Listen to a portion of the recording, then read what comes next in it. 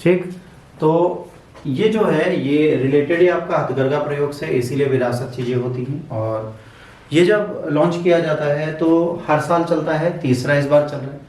और इसमें आदित्य उत्पादन जो करते हैं, जैसे पैठानी है, कोटपाड है, कोटा डोईरा है, तंगेल है ना, पोचमपल्ली है, कांजीपुरम साड़ी, अपने समझे हुए कांजीपुरम साड़ी लोग पहना दें, ठीक है, थिरुभुवनम है, जामदानी है, शांतिपुरी है, चंदेरी है, माहेश्वरी है, पटोला है ना, मोइरंगफी है, बनारसी ब्रोकेड है, तंचोई है, भागलपुरी सिल्क है, बावन बूटी और पाशमीना साड़ी। इन सब चीज़ों को यहाँ पर बेटा जोड़ा गया है। ये नाम याद रखिएगा, इतनों को प्रदर्शनी में डाला गया है और ये आपसे एग्जाम में पूछा जरूर जाएगा, तो आपके दिमाग में होना जरूरी होता है। इसके बाद हथकरघा क्षेत्र के लिए सरकारी पहल कौन कौन सी है। जब आप एमसीक्यू देने जाते हैं तो एमसीक्यू में ये प्रश्न आपसे जरूर पूछा जाता है कि सरकारी पहल में कौन कौन जुड़ा हुआ है। तो यहाँ पर सबसे पहला है national handloom development programme, NHDP. NHDP इसके लिए काम करता है सबसे पहले। दूसरे नंबर पे करता है रॉ मटेरियल सप्लाई स्कीम। दूसरे पे कौन सा करता है, रॉ मटेरियल सप्लाई स्कीम, आरएमएसएस। तीसरे नंबर पे करता है वेवर्स मुद्रा लोन, ठीक है, जो बुनाईकार लोग हैं उनके लिए, हथकरघा के लिए भी, बुनकर के लिए रियायत दर पर लोन दिया जाता है। फिर हैंडलूम उत्पादक कंपनीज हैं जिन्हें हैंडलूम प्रोड्यूसर कंपनीज बोलते हैं, वो काम करते हैं। फिर डिज़ाइन रिसोर्स सेंटर डीआरसी इसके लिए काम करता है।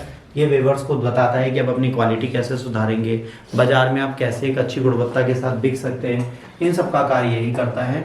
इसके बाद वन डिस्ट्रिक्ट वन प्रोडक्ट। अब यहाँ पर ये कोशिश की जाती है वहाँ का जो सबसे यूनिक प्रोडक्ट है उसको हम यहाँ पर रखें और बाकी प्रोडक्ट्स को हटा दें। तो ये वन डिस्ट्रिक्ट वन प्रोडक्ट के तहत भी चलाया जाता है, जिसमें बताया जाता है कि एक डिस्ट्रिक्ट से एक ही प्रोडक्ट जाएगा, जो वहाँ का यूनिक प्रोडक्ट होगा उसी को हम यहाँ पे डालेंगे। नेशनल हैंडलूम डे कहाँ बनाया जाता है, ये बनाया जाता है हमारे देश में 7 अगस्त 1905 में पहली बार याद स्टार्ट हुआ, ठीक है, स्वदेशी आंदोलन के स्टार्ट करता है। और पहला राष्ट्रीय हथकरघा दिवस जो था 7 अगस्त 2015 को आयोजित किया गया। अब एक चीज़ समझिए, हमारे देश में सबसे पहले हैंडलूम के लिए 7 अगस्त 1905 में काम हुआ, बट हमारे देश में आज़ादी के बाद पहला जो राष्ट्रीय हथकरघा दिवस बना वो 7 अगस्त 2015 को बनाया गया। और ये बताता है कि जो हैंडलूम प्रोजेक्ट है जिसको हमारे देश से समाप्त किया अंग्रेजों ने, उसको हम दोबारा कैसे आगे बढ़ा सकते हैं, किस प्रकार इसके लिए काम कर सकते हैं, उससे रिलेटेड था हमारा पहला करंट अफेयर्स। होपफुली आपको समझ में आया होगा। अगर कोई कॉन्सेप्ट में डाउट हो तो आप बाद में पूछ सकते हैं। इसके बाद आता है बोर्डे इमाम बिलमुख बर्ड सेंचुरी। ये कहाँ पर है, इसको आपको ध्यान रखना है, ठीक है। ये जो है सेवन सिस्टर में जब आप आएंगे तब आपको वहाँ पर दिखेगा, ठीक। तो इस सेंचुरी की जब हम बात करते हैं तो ये सेंचुरी जो है ये क्यों लाभप्रद है, क्यों ये न्यूज़ में आ रही है, इसके बारे में हम लोग बात करते हैं। असम का ये जो बर्ड सेंचुरी है इसमें 72% डिक्लाइन हो गया बर्ड स्पीसीज का। मतलब अगर 100 चिड़िया आती थी तो 72 चिड़ियों ने आना बंद कर दिया। 72% डिक्लाइन है यहाँ पर, कि आज की डेट में यहाँ पर चिड़िया आनी कम हो गई है। इसका रीज़न क्या है, इसका रीज़न है बोर्डीमन विमुख बर्ड सेंचुरी का पहले तो साइज आप देख लीजिए क्या है। इनका जो साइज है वो है 11.25 स्क्वायर किलोमीटर। पहला इनका साइज है 11.25 स्क्वायर किलोमीटर, पहली चीज आपको याद रखनी है। दूसरा आपको याद रखना है, इसको wild life sanctuary Assam government ने 1996 में घोषित किया था। यहाँ पर रिवर जो है वो है सुबनसिरी, ठीक है। तो सुबनसिरी रिवर जो है ये क्या है, ब्रह्मपुत्र की एक ट्रिब्यूटरी रिवर है। ये यहाँ पर कार्य करते हुए दिखती है, आपको देखना है। फिर क्लाइमेट एंड वेजिटेशन की बात करेंगे। Experiences of moist tropical climate. यहाँ पर क्या है, जलवायु नम उष्णकटिबंधीय है और औसत वार्षिक वर्षा जो है वो 2000 मिलीमीटर होती है। यहाँ पर जो एनुअल रेनफॉल है वो 2000 मिलीमीटर है ना। यहाँ पर सबसे ज़्यादा फ्लड आते हैं, ठीक है, ग्रासलैंड में और वेटलैंड वेजिटेशंस में। तो अब यहाँ पर सबसे बड़ी बात है वेटलैंड वेजिटेशन है और यहाँ पर बाढ़ बहुत आती है। जितना भी ब्रह्मपुत्र का एरिया है बच्चों वो वेटलैंड होगा और वहाँ पर बहुत ज़्यादा बाढ़ आती है। क्यों? क्योंकि ब्रह्मपुत्र का जो लोअर प्लेन है वो सेवन सिस्टर्स की तरफ जाता है और चाइना ने जो कंडीशन आज की डेट में बना रखी है उससे आपको ये पता होना चाहिए ब्रह्मपुत्र ने बहुत सारे डैम बना रखे हैं। तो जब उसका मन करता है तब पानी छोड़ता है, जब उसका मन करता है तब पानी को लगाता है। सर्दियों में यहाँ पर कई प्रकार के माइग्रेटरी वाटर फ्लो के बर्ड्स आते हैं, ये बहुत बड़ा काम करते हैं, ठीक है। और विश्व स्तर पर यहाँ पर जो आता है स्पॉट बिल्ड पेलिकन, एक पक्षी है और एक लेस्टर एजुटेट है, इसका निवास स्थान है। और ये दोनों पक्षी जो है इस टाइम पे समस्याग्रस्त हैं, ये समाप्ति की कगार पर हैं। ये चीज़ें आपको यहाँ से देखते हुए मिलेंगी। अब यहाँ पर क्या है, असम में ये जो अभयारण्य है 27 वर्षों में यहाँ पे 72% कम चिड़िया आने लगी है। अब ये क्या बताता है, बायोडाइवर्सिटी के लिए जो ह्यूमन इंटरफेरेंस है वो बहुत ज़्यादा है, जिसके चक्कर में यहाँ पर चीज़ें और ख़राब होती जा रही है और इसका फिर कोई सॉल्यूशन हमें बनता हुआ नहीं दिख रहा। अब डिक्लाइन क्यों हो रहा है यहाँ पर, है ना। अब देखिए प्रजातियों की संख्या 1997 में 167 दर्ज की गई और 2024-25 में 47 दर्ज की गई। तो क्या हुआ यहाँ पर जो इनकी वो है कंडीशन बेटा, वो बदलते हुए दिखती है। वो बदलते हुए इसलिए दिखती है क्योंकि यहाँ से एक चीज़ आपको क्लियर दिख रही है कि जब हम इसका तुलनात्मक अध्ययन करते हैं 1997 में हमारा एटमॉस्फेयर एनवायरनमेंट बिल्कुल अलग था, आज बिल्कुल अलग है।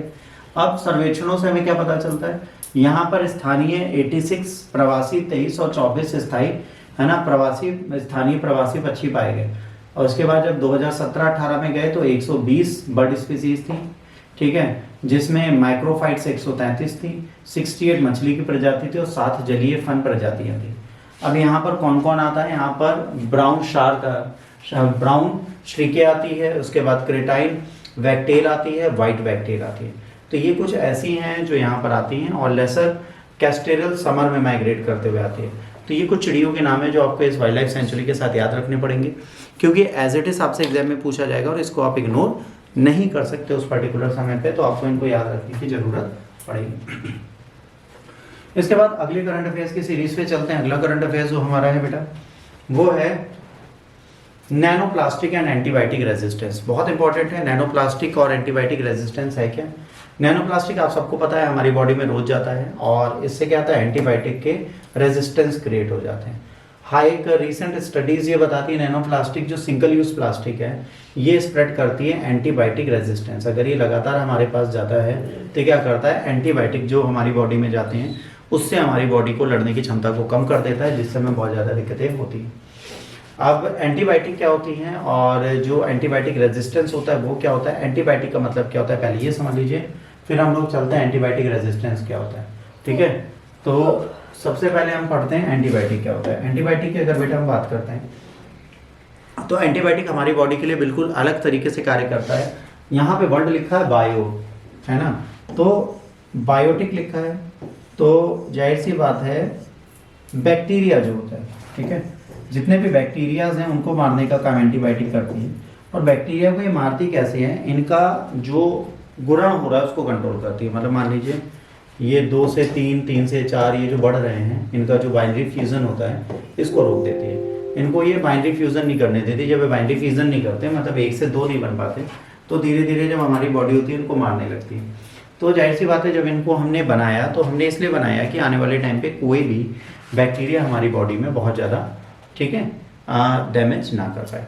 बट जब इसे बनाया तो क्या हुआ, बैक्टीरिया ने भी अपने आप को रेजिस्टेंस बनाया। बैक्टीरिया ने क्या किया, कोई ऐसा जीन अपनी बॉडी में जनरेट कर लिया जिससे जब यहाँ पर ये एक जीन स्पेशल आ गया तो इस मेडिकेशन से ये अब नहीं मरेगा। अब इस मेडिकेशन से इसकी मृत्यु होनी असंभव हो गई। तो धीरे धीरे मेडिकेशंस ने बहुत सारी चीज़ें हमारे लिए बदली और ये मेडिकेशन हमसे सीधे कहता रहा कि भाई अगर आप ये मेडिकेशन खाओगे तो आप एंटी बैक्टीरियल इन्फेक्शन से बच जाओगे। बैक्टीरियल इन्फेक्शन से बचने के लिए एंटी बैक्टीरियल मेडिसिन खानी होंगी। अगर यही बैक्टीरियल मेडिकेशंस फ्यूचर में हमारे काम ना है, कुछ ऐसा हो जाए कि हमारी बॉडी के लिए काम ही ना करें, तब क्या होगा। तो जाहिर सी बात है उसे बोलेंगे एंटी बैक्टीरियल रेजिस्टेंस। मतलब जो बैक्टीरिया है वो क्या कर रहा है, जितनी भी एंटी बैक्टीरियल दवाइयाँ हैं उनसे हमें क्या दे रहा है, रेजिस्टेंस दे रहा है। और हम उन चीज़ों को समझें।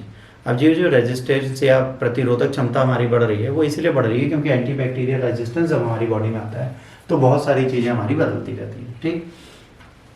अब जाहिर सी बात है जब ये चीज़ें बहुत ज़्यादा होती हैं तो नैनो प्लास्टिक जो होती है वो ट्रांसफॉर्म कर देती है, ठीक है, कुछ चीज़ों को, जिससे हमारी चीज़ें जो होती हैं उस पर बहुत ज़्यादा असर पड़ता है।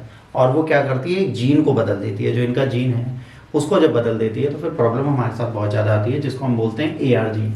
एक जीन होता है जिसका नाम है AR जीन। जब ये इसको बदल देती है तो जाहिर सी बात है अब माइक्रोबैक्टीरिया का जब AR जीन बदल गया तो जाहिर सी बात है फिर संकट और हमारे लिए खतरनाक हो जाएगा। और ये सारी चीज़ें आती कहाँ से, देखिए जीन जो बैक्टीरिया है उसका एक पर्टिकुलर जीन अगर हम बार बार बदलते रहेंगे, उसके जीन में बहुत ज़्यादा अल्ट्रेशन होगा, तो एक टाइम ऐसा आएगा जब बैक्टीरिया के ऊपर एंटी बैक्टीरियल मेडिकेशन काम करनी बंद कर देगी।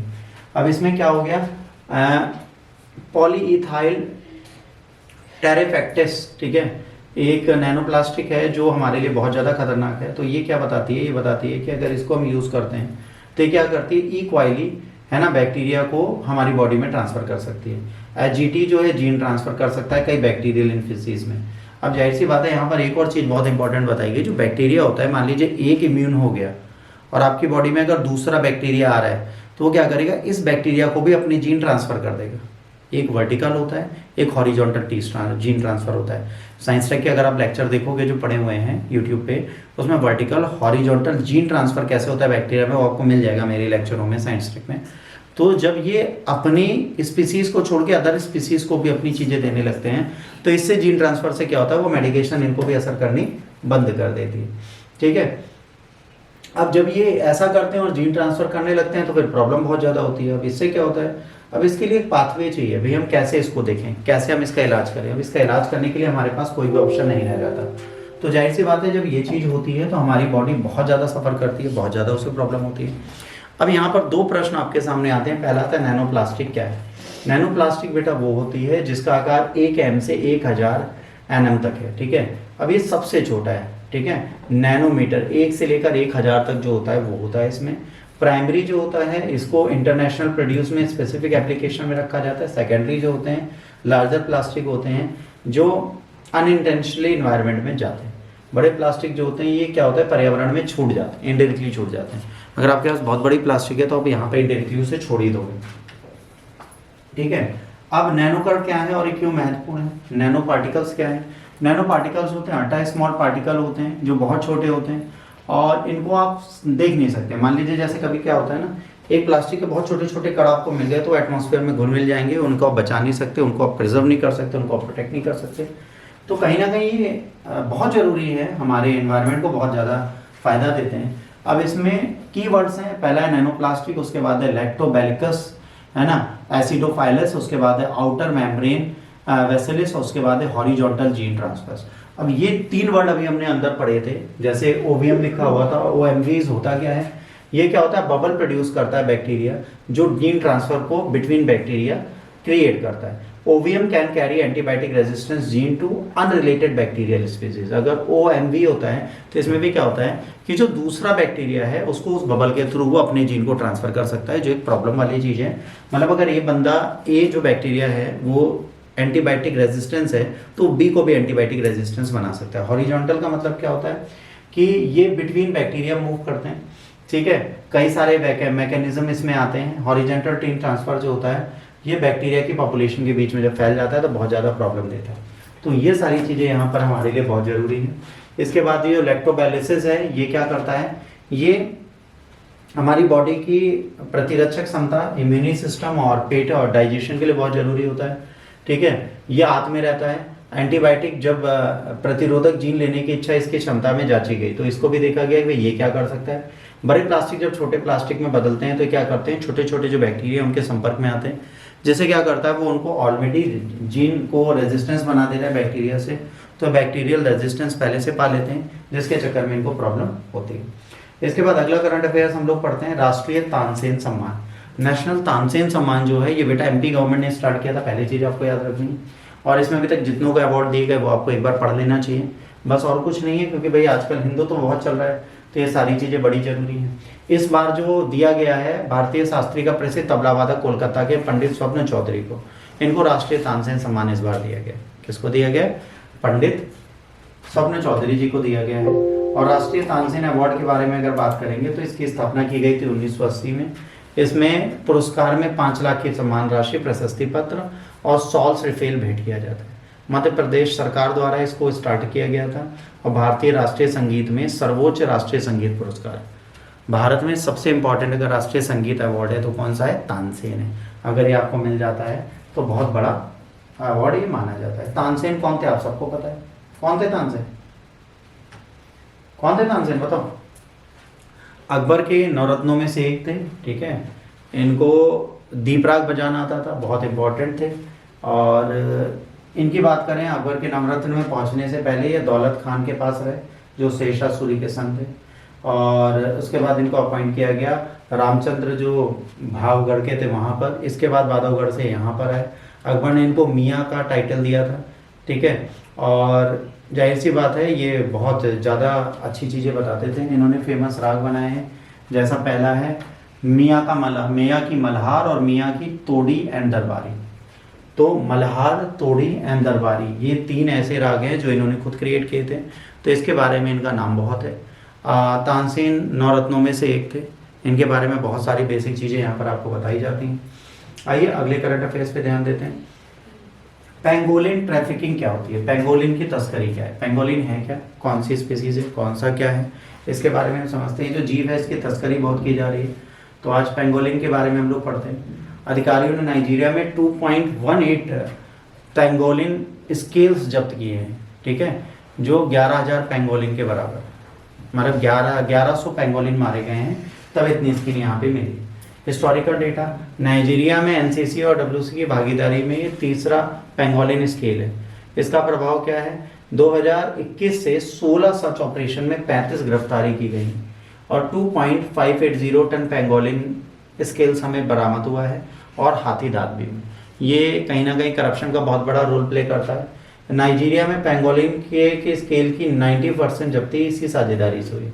अब यहाँ पे पेंगोलिन को हम बचा रहे हैं। पेंगोलिन हॉकॉन 8 प्रजातियां हैं जो महाद्वीपों में पाई जाती हैं। अफ्रीका में काले पेंट वाला पेंगोलिन, सफेद पेंट वाला पेंगोलिन, विशाल ग्राउंड पेंगोलिन और ट्रामिंग्स ग्राउंड पेंगोलिन पाए जाते हैं। एशिया में भारतीय पेंगोलिन, चीनी पेंगोलिन, फिलीपीन पेंगोलिन और सुंडा पेंगोलिन पाए जाते हैं। ये प्रजातियां आपको याद रखनी है क्योंकि प्रजातियां एज इट इज पाई जाएंगी, और ये 8 प्रजातियां हैं, 4 अफ्रीका में, 4 एशिया में पाई जाती है। ये जो पेंगोलिन है इसका कैरेटन सल्क होता है ना। अब ये क्या होता है, रात में घूमते हैं, चींटी और दीमकों को खाते हैं। पेंगोलिन शिकारियों से बचने के लिए खुद को गेंद की तरह कवर कर लेते हैं, ठीक, और इनको मारा जा रहा है इस टाइम पे, मतलब एकदम बॉल की तरह कवर हो जाते हैं। आपको दिखेगा कि बॉल है। कुछ ऐसे आपके हॉलीवुड की मूवीज हैं जिनमें इनको दिखाया गया। भारतीय पेंगोलिन कहाँ पाए जाते हैं, भारत, बांग्लादेश, दक्षिणी नेपाल, श्रीलंका, पाकिस्तान के कुछ हिस्सों में पाए जाते हैं। निवास स्थान रेगिस्तान में पाए जाते हैं, उष्णकटिबंधीय जंगलों में पाए जाते हैं, मानव बस्तियों सहित विभिन्न वातावरणों के लिए अनुकूलित होते हैं। शारीरिक लक्षण, भारतीय पेंगोलिन में तीखे अतिव्यापी शल्कों की 13 पंक्तियां होती हैं जिनका रंग उनके परिवेश के आधार पर भिन्न होता है। इसके बाद संरक्षण की स्थिति लुप्त प्राय है, आज ये बहुत कम बचे हैं, ये बहुत ज़्यादा नहीं बचे हैं। पहली चीज़ आपको याद रखनी, वन्यजीव अधिनियम के अंतर्गत इनको सूचीकृत किया गया है और ये बहुत ज़्यादा अपेंडिक्स 1 में जुड़े हुए हैं। इसके बाद बात आती है क्वांटम सैटेलाइट की। अच्छा, क्वांटम सैटेलाइट बहुत जरूरी चीज़ है, ये एग्जाम में आपसे पूछा जाता है। पहला क्वांटम सैटेलाइट किस कंट्री ने लॉन्च किया और भारत इसमें कहाँ पर है और क्या प्रयोग कर रही है। तो क्वांटम सैटेलाइट की बात करेंगे। क्वांटम आपको पता है बहुत छोटी बात होती है, छोटे छोटे सैटेलाइट्स। तो क्वांटम फिजिक्स एक बहुत बड़ा डिपार्टमेंट है, इससे रिलेटेड है। तो ये क्वांटम सैटेलाइट है क्या, कहाँ से आया, किसने लॉन्च किया। तो भारत 2 से 3 वर्षों के बीच क्वांटम के लिए उपग्रह प्रक्षेपित करना चाहता है। वो चाहता है 3 साल के अंदर हम भी कुछ उपग्रह प्रक्षेपित करें। तो क्वांटम सैटेलाइट की बात करें, क्वांटम उपग्रह एक संचार उपग्रह है जो अपने संकेतों को सुरक्षित करने के लिए क्वांटम भौतिकी का उपयोग करता है। अब सिग्नल सुरक्षा को बढ़ाता है, क्वांटम कंप्यूटिंग से होने वाले खतरों से सुरक्षा देता है, ठीक है। इसके बाद क्वांटम की डिस्ट्रीब्यूशन करता है जिससे अनब्रेकेबल इंस्क्रिप्शन मिल जाता है, मतलब आप इसके डेटा को इनक्रिप्ट नहीं कर सकते और इसको नहीं पढ़ सकते। क्वांटम क्रिप्टोग्राफी जो होती है ये क्वांटम फिजिक्स के लिए एक सिक्योर मैसेज बनाती है। फंक्शन क्या होता है, हम कुछ ऐसे ड्रॉप मैसेज भेज सकते हैं, ट्रांसमिट कर सकते हैं जिन्हें कॉम्प्रोमाइज़ नहीं किया जा सकता इसमें। तो ये एक बहुत ज़रूरी चीज़ बनती है और जाहिर सी बात है एक सुरक्षित कुंजी है जिसको कोई भी बीच में नहीं पढ़ सकता। तो कहीं ना कहीं एक बहुत अच्छा क्वांटम फिजिक्स का कॉन्सेप्ट हमारे लिए बनेगा। अब हमारे यहाँ नेशनल क्वांटम मिशन का प्रोग्राम जो है department of science and technology के साथ चल रहा है। ये पहले ध्यान रखना, किसके साथ, department of science and technology के साथ चल रहा है। क्वांटम फिजिक्स को डेवलप करेंगे, एडवांस कम्युनिकेशन करेंगे और सेंसिंग सिस्टम्स बनाएंगे। बजट एंड ड्यूरेशन की बात करेंगे तो अप्रैल 2023 में इसके लिए 6000 करोड़ रुपए सैंक्शन किए गए थे और इसका इम्प्लीमेंटेशन है 2023 से 2021। 2023 से 2021 के बीच में हम क्वांटम फिजिक्स के नियमों को देखते हुए क्वांटम सैटेलाइट्स बनाएंगे, है ना। मिशियस दुनिया का पहला क्वांटम संचार उपग्रह किसने स्टार्ट किया था, चाइना ने स्टार्ट किया था 2016 में, जिसका नाम है मिशियस। मिशियस उलझे हुए प्रोटॉनों के स्रोत के रूप में काम करता है और ये आपस में दूरी से जुड़े रहते हैं। क्वांटम क्रिप्टोग्राफी जो है आज की डेट में सबसे इंपॉर्टेंट है, इससे किए गए कोई भी टेक्स्ट, कोई भी एजेंसी, कोई भी इंसान पढ़ नहीं सकता। तो क्वांटम सैटेलाइट सिस्टम हमें भी लॉन्च करना है ताकि हम इसको प्रॉपर और सिक्योर मैनर में अपने साथ चला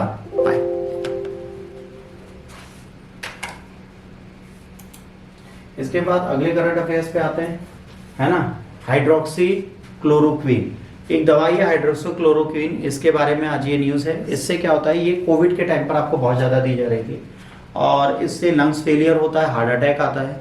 जैसे मान लीजिए दवा आप कांस्टेंट खाने लगे, ठीक है, मेडिकल पे अवेलेबल है, अगर आप खाने लगे या आपको बहुत ज़्यादा स्ट्रेस है, बहुत ज़्यादा डिप्रेशन है, तब भी आप खाते हैं, तो कहीं ना कहीं आपके ब्लड फ्लो को बढ़ा देती है, जिससे इंसान को हार्ट अटैक आता है या आपके लीवर को खराब कर देते हैं।